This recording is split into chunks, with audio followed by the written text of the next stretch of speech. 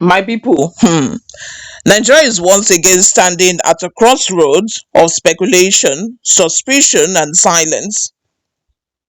A former governor from one of the southern states is now under investigation for his alleged links to a group of army officers recently detained for an attempted coup d'etat against President Bola Ahmed Tinubu.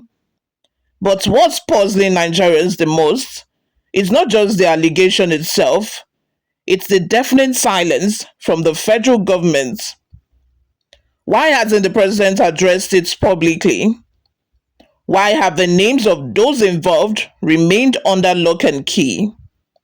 And what does this secrecy say about the state of our democracy and our military?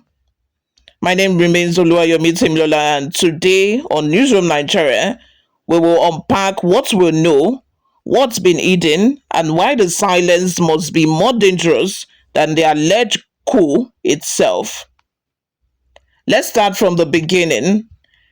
Report first surfaced from Sahara Reporters and Premium Times that 16 senior military officers, including a Brigadier-General and a Colonel, were detained by the Defense Headquarters. Their alleged crime, unprofessional conduct. But behind that vague phrase, sources claim something far more serious, a coup plot. Now, according to Daily Trust, investigators believe a former governor from the south may have financed or sponsored the plan, allegedly scheduled for October 25. That's barely a few days away from now. Security agencies, we are told, are tracing its communication logs, bank movements, and connections with those officers. And interestingly, this ex-governor reportedly had ties to the oil and gas sector before politics, a detail that makes many wonder, was this about ideology or influence? So who is this mysterious former governor? For now, the name hasn't been released, and that's not unusual in high sensitivity security investigations. But think about it. Nigeria has a long list of ex-governors with influence across military, political, and economic circles, from sponsorships of campaigns to quiet backdoor connections in the barracks. It's an open secret that some former leaders still pull strings behind the scenes. If these reports are accurate, and the ex-governor is truly under investigation for financially backing a coup attempt, that's not just treason, it's an earthquake under the foundation of civilian rule. But again, no arrest, no press briefing, and no official confirmation. So is this a real plot or just political theater? The defense headquarters quickly tried to douse the fire. In a statement signed by Brigadier-General Tuko Gusau, the military called the report false and misleading. They said the detained officers were simply being disciplined for indiscipline and breach of service regulations. End of story, right? But Nigerians aren't buying it.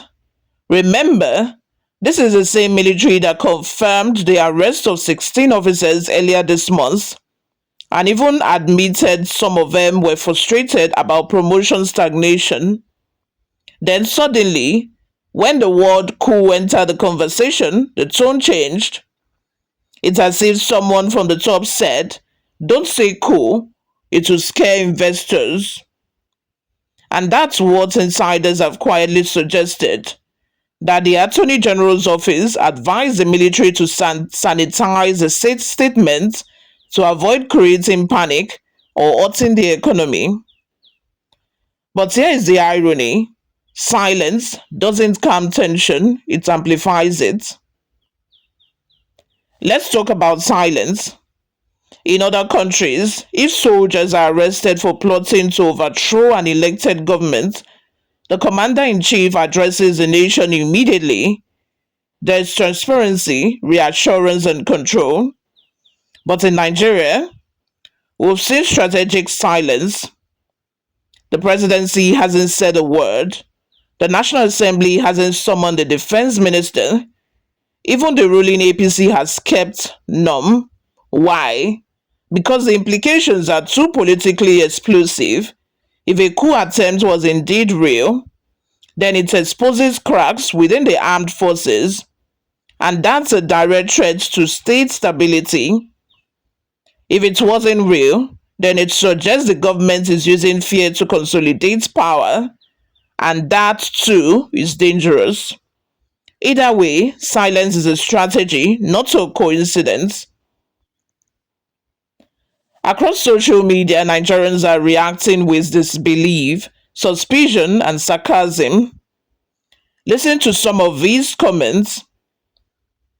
Dear military, kindly avail Nigerians the specific offenses these people committed before you pie them. There is no smoke without fire. Breach of service regulations. Tell us the exact breach. Don't put us in darkness. That's the public mode, a mix of anxiety and frustration. People aren't just worried about a coup, they are worried about what this means for trust in the military, in the media, and in governance. Because if 16 senior officers can vanish into custody and the public gets no clear explanation, what does that say about accountability? Now let's peel back the layers. Several of the detained officers are reportedly attached to the office of a National Security Advisor, a highly sensitive unit.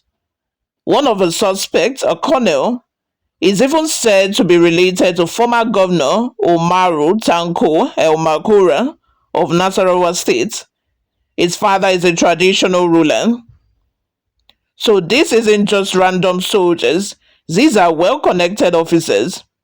Their arrest sends ripples through both military and political circles. There's also word that more officers are being quietly questioned and that some politicians in both northern and southern states are under surveillance.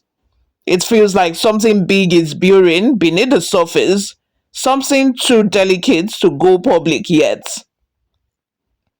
So why is the federal government silent? Let's look at this possible explanation. 1. Containment. The government might be trying to prevent panic, to handle the matter quietly before confirming anything to the public. Internal power play. There could be divisions within the military hierarchy, with some factions protecting their own. Remember, loyalty within the ranks is political capital in itself. Political optics. The Tinubu administration is already battling legitimacy questions, economic hardship, and public protest. Announcing a coup attempt now would shake investor confidence and make Nigeria look unstable internationally. So the silence could be a form of crisis management or cover-up. As the Defense Intelligence Agency continues its investigation, all eyes are now on whether this unarmed ex-governor will be formally questioned. If he is, that alone could ignite political tremors across party lines. But until then, Nigerians deserve clarity. Was there truly a coup plot? Or was this another case of internal rivalry disguised as national security? Either way, the truth cannot stay buried forever, because in Nigeria, rumors move faster than official statements, and silence alone feeds suspicion. The alleged coup story reminds us of one thing: power in Nigeria is never just about who's in charge, it's about who feels left out. The coming weeks will tell whether this was an isolated act of military indiscipline or the symptom of a deeper growing discontent within the system. You've been watching Newsroom Nigeria. I remain Oluwayomi Temilola. Stay informed, stay aware, and most importantly, stay asking the right questions I will see you all in my next video. By the way, if you have not subscribed to this channel, please subscribe, like the video, turn on the post notification bell as well. I will see you all in my next video. Bye for now.